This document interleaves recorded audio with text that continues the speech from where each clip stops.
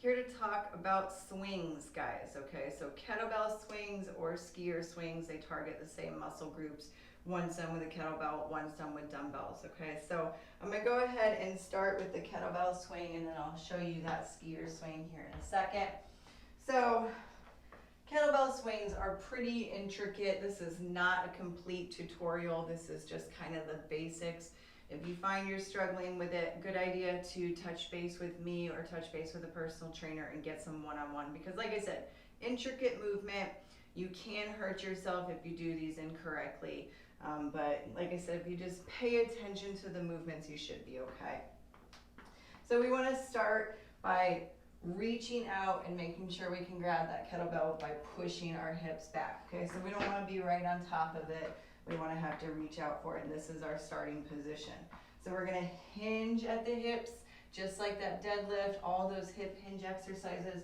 Reach out for our kettlebell, okay? When we're ready, grabbing with our toes, we're going to yank that kettlebell back between our legs and then stand up. Let it pull back and then stand up, okay? So that momentum is carrying me backwards, and I'm hinging at the hips and really squeezing my hamstrings and glutes on the way up, okay?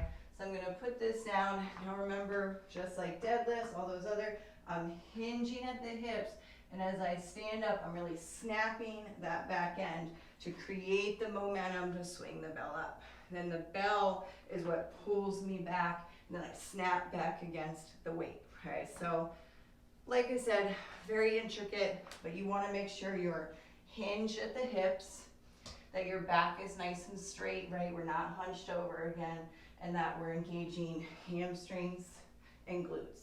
This is another one where I see people lean back a lot.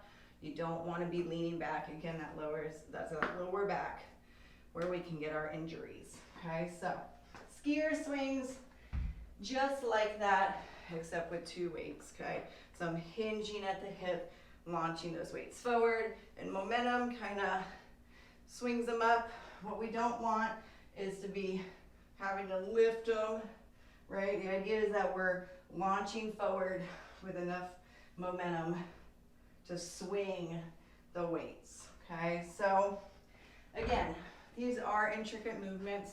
Takes more than a 5-minute video to explain them, but pay attention to that hip hinge, pay attention to engaging that hamstring glute area, and don't lean back into it. That's the most important part to make sure you don't get injured.